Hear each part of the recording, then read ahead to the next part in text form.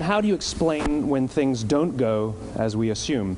Or better, how do you explain when others are able to achieve things that seem to defy all of the assumptions? For example, why is Apple so innovative? Year after year after year after year, they're more innovative than all their competition. And yet, they're just a computer company. They're just like everyone else. They have the same access to the same talent, the same agencies, the same consultants, the same media. Then why is it that they seem to have something different?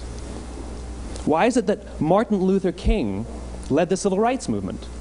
He wasn't the only man who suffered in a pre-civil rights America, and he certainly wasn't the only great orator of the day. Why him? And why is it that the Wright brothers were able to figure out controlled powered manned flight when there were certainly other teams who were better qualified, better funded, and they didn't achieve powered manned flight, and the Wright brothers beat them to it? There's something else at play here. About 3.5 years ago, I made a discovery, and this discovery profoundly changed my view on how I thought the world worked, and it even profoundly changed the way in which I operate in it. As it turns out, there's a pattern. As it turns out, all the great and inspiring leaders and organizations in the world, whether it's Apple or Martin Luther King or the Wright brothers, they all think, act, and communicate the exact same way, and it's the complete opposite to everyone else. All I did was codify it. And it's probably the world's simplest idea. I call it the golden circle.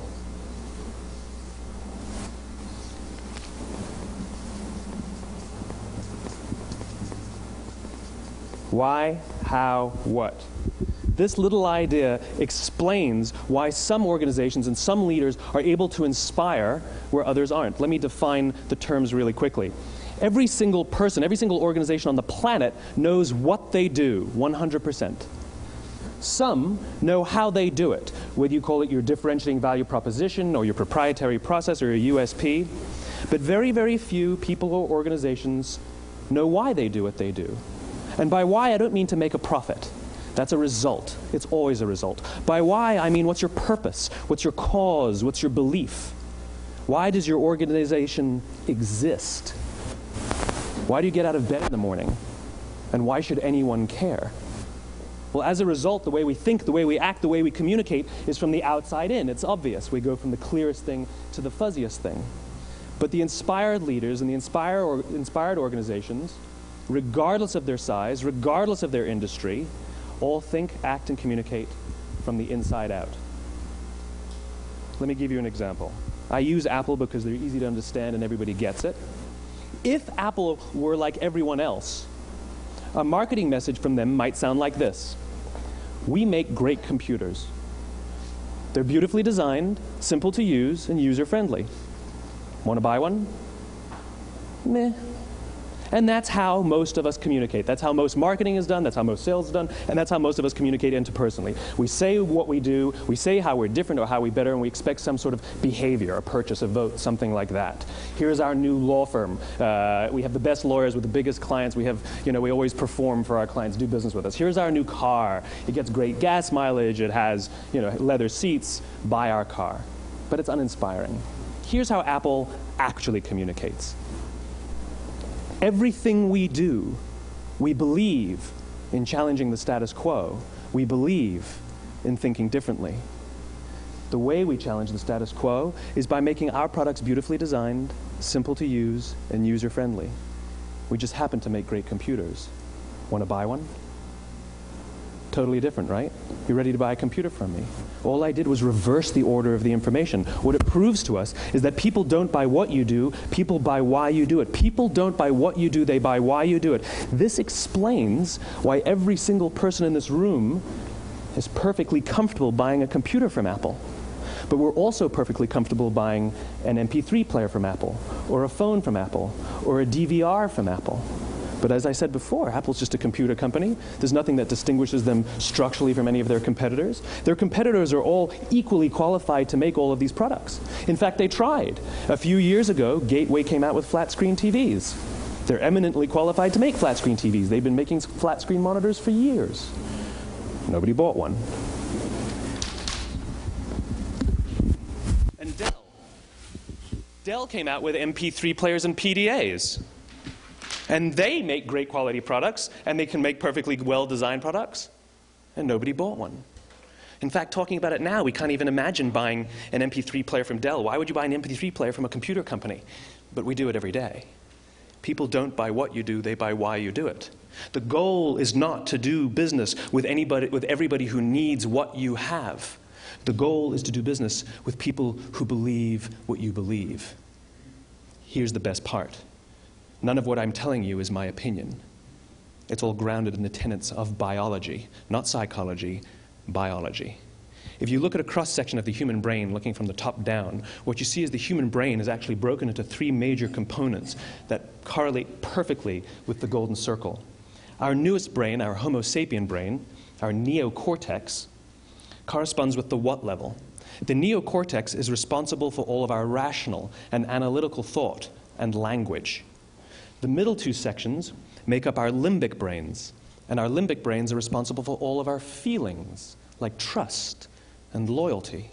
It's also responsible for all human behavior, all decision-making, and it has no capacity for language.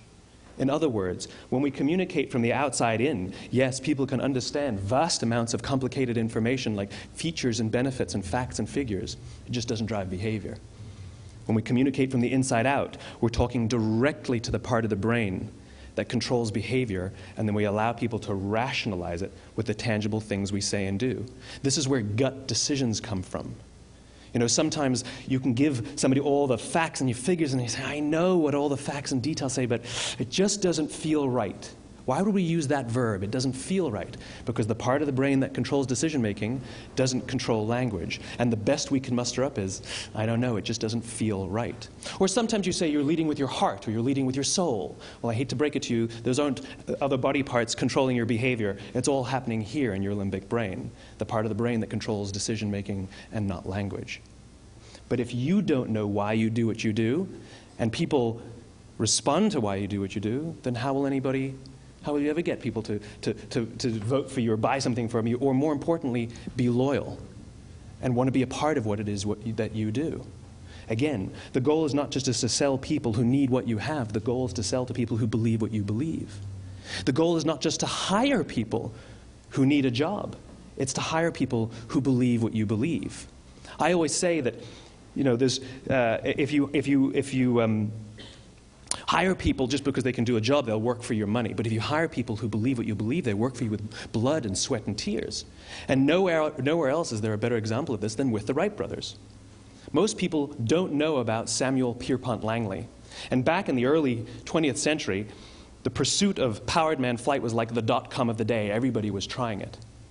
And Samuel Pierpont Langley had what we assume to be the recipe for success.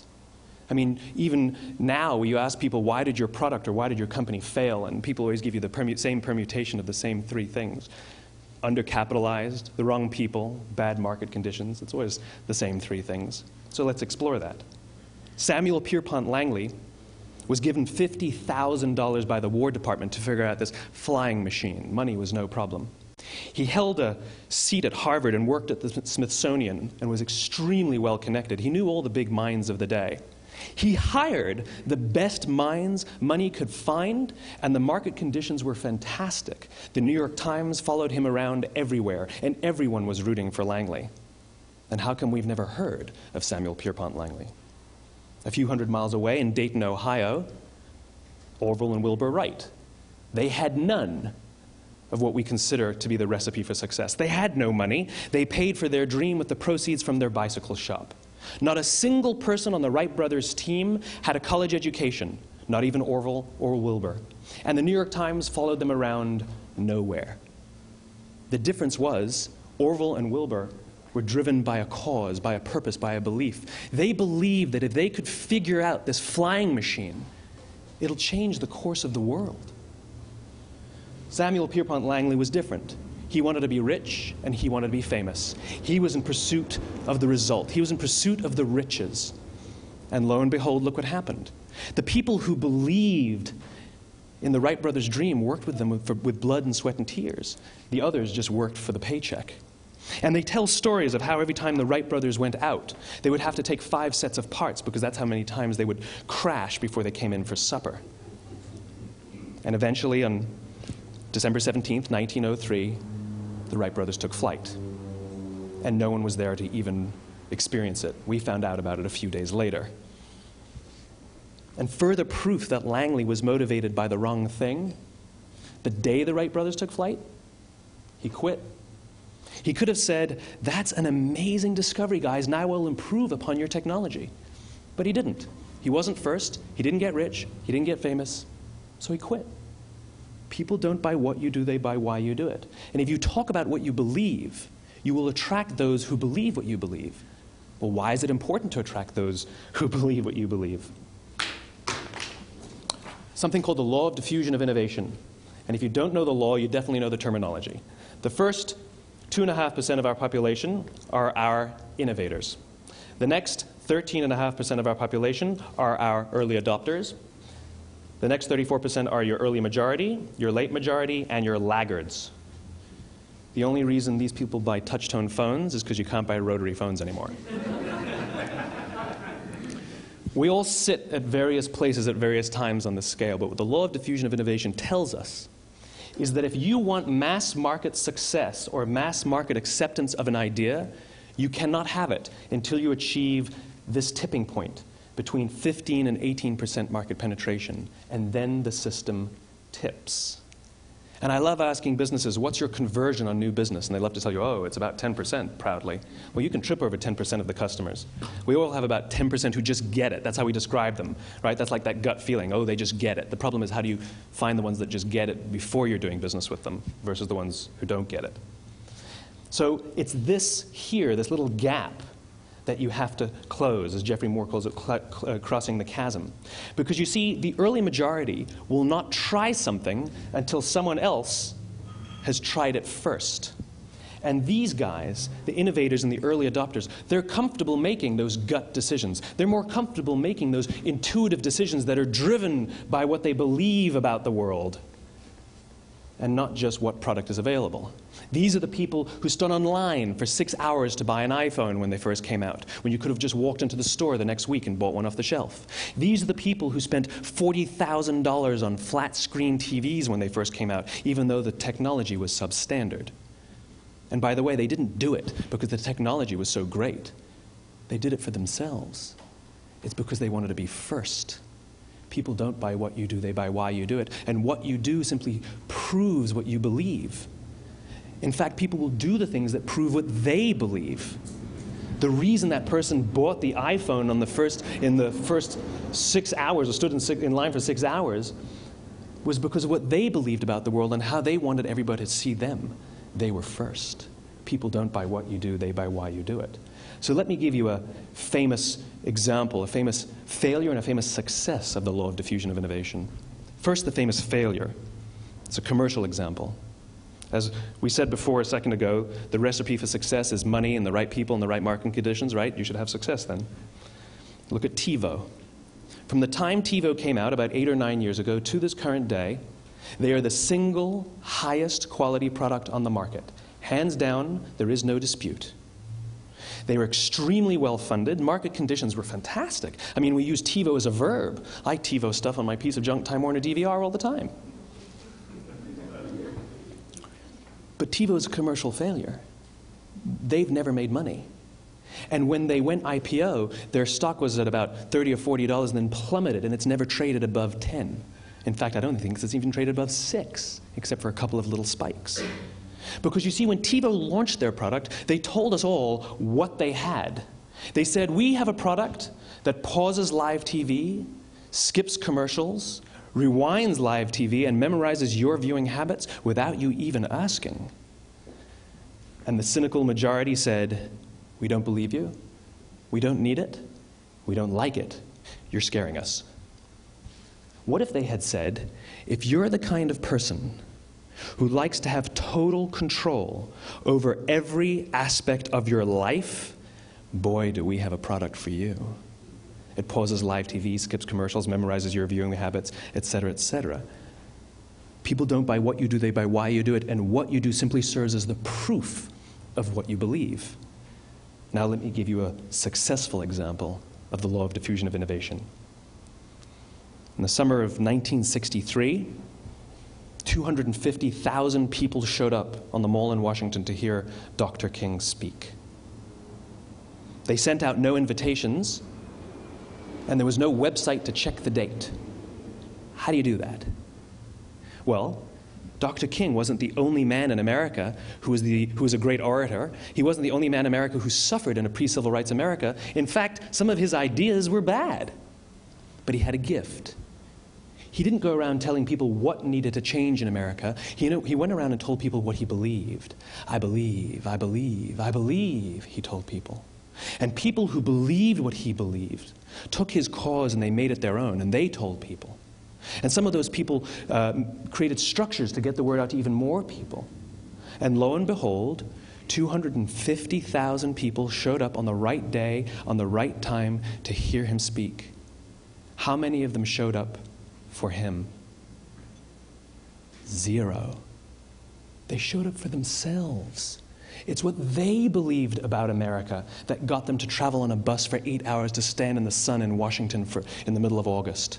It's what they believed, and it wasn't about black versus white. 25% of the audience was white. Dr. King believed that there are 2 types of laws in this world, those that are made by a higher authority and those that are made by man. And not until all the laws that are made by man are consistent with the laws that are made by the higher authority will we live in a just world. It just so happens that the civil rights movement was the perfect thing to help him bring his cause to life. We followed not for him, but for ourselves. And by the way, he gave the I have a dream speech, not the I have a plan speech. Listen to politicians now with their comprehensive 12-point plans. They're not inspiring anybody.